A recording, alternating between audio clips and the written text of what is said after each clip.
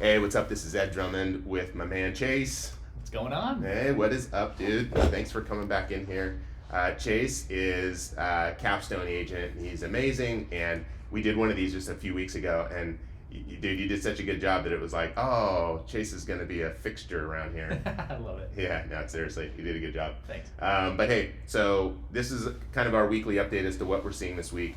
And Chase, do you want to give everybody like an idea of what do you do?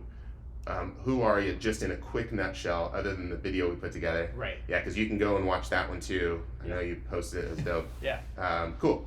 Yeah, I'm a buyer's agent here at Capstone Realty. I've been licensed for like 9 years. Yeah. And I just love being able to help our investors purchase, our first-time home buyers purchase, and hopefully get the renters. Yeah, and you've got a I mean, you say buyer's agent, and I can appreciate that, but Right. at the same time, like you've got you know all angles of Oh, real yeah. estate. Yeah. You've come from a real estate family, so yeah. Right. But in this particular case, like where he can help you is if you're looking to buy, this is the dude that we would say, okay, Chase is going to be out there making sure that you find the property that you're looking for, whether it's a house that you're moving into or an investment property. Now, in this market, like what are you seeing right now? And for those two people, somebody buying as an investment versus somebody buying as a place to live, Right. what are you seeing? Yeah, I was going to say it depends on who you ask. Okay, And with a first-time home buyer looking for your first home, almost wanting it to be move-in ready, perfect condition, Okay. to where you don't have to do anything, it's pretty tough out there right now. Okay. Tough. How is it tough? If it's completely renovated, you're getting multiple offers on properties. Okay. Not the 20, 15 offers on each property, but maybe 2 to 3 to 4 offers. Wow. Yeah. But if it needs a little bit of work, you have some room to make a deal. Okay, tell me about price point. What does that Yeah. look like? For example, I have a buyer right now, we're looking in Tempe, Okay. around 700,000, 700. and they're getting multiple offers over asking price, and even offers are coming in with escalation clause. Wow. Yeah. Okay, so we're seeing escalation clauses, even though the data supports that demand is lower, inventory starting to creep up a little bit. I mean, I say creep up, but it's like not much. Yeah. Um, I think it has to do with interest rates coming down a little bit. yeah. People getting off the fence and jumping on a property. Yeah. Yeah. Okay. Getting in before the market gets away from them. Right. Okay, that Yeah. totally makes sense. There's been a lot of frustration of it for some, Yeah. it could be too expensive, and now that rates are coming down, it becomes affordable again. Yeah, and 700. I mean, that sounds like from a market a few years ago. That sounds like a heavier number. Than, Right. What's that all about? Like, what are you seeing there too? Who's that buyer? Is that a move up buyer? That is a move up buyer. Okay. Yeah. Okay. So first time home buyers are still in that 3 to what?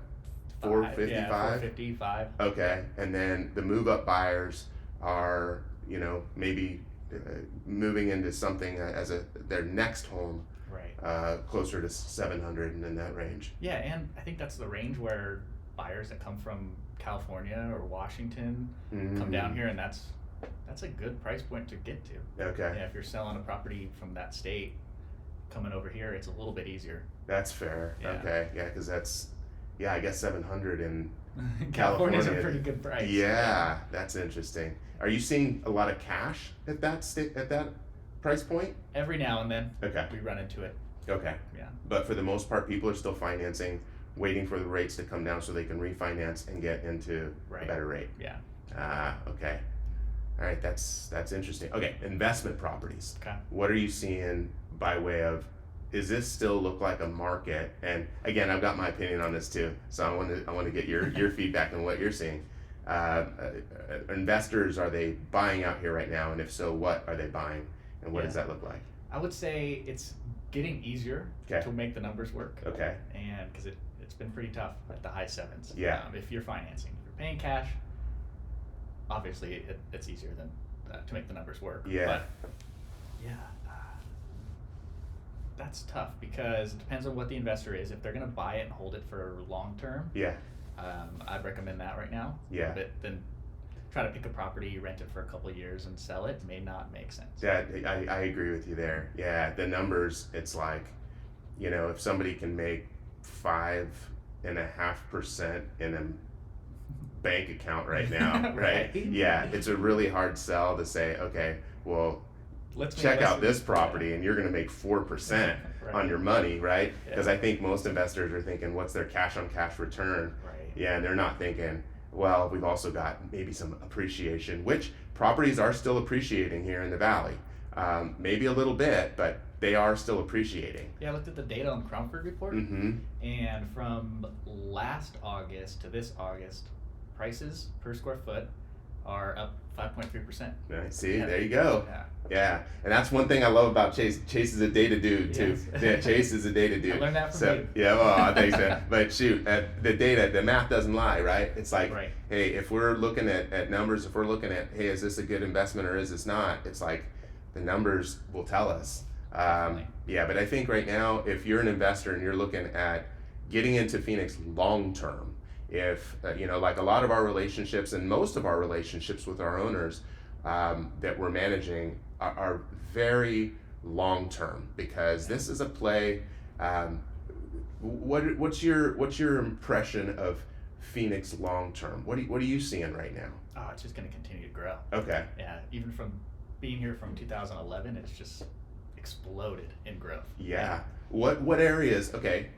Tomorrow you got $1 million burning a hole in your pocket. Oh. The stipulation is you have to put that into real estate here in the valley. Okay. If you don't buy something in 10 days with that $1 million, it's gone. Where are you buying? Oh. Okay. And what? Yeah. North Phoenix, Ooh, up what? by the chip plant. Aha. Okay. I'm going probably a Surprise area, Okay. and Oh yeah, you're Yeah. in there. and I like the east side too. Maybe like Queen Creek, Okay. and yeah, I think those would be my top three. So places down right there. now. So Queen Creek down there. Yeah, Okay. it's growing. Yeah. Yeah. I saw something here recently and thought of you. It's what was it? Prasada? Yep. Is that yeah. What they're doing and building out there, like It's crazy. surprise, like what Chase just said. Yeah, surprise. And you brought that to my attention here not too long ago. Yeah. Yeah. Surprise is surprisingly doing well. Ah, dude, that was great. You are so ready to be a dad. Dude, that was dope, dude. Nice. Oh my gosh, that's So cool. funny. Yeah. Chase is recently married, so Yeah. yeah, he's getting his Yeah. dad jokes ready. I love it. That's so fun. Well, cool.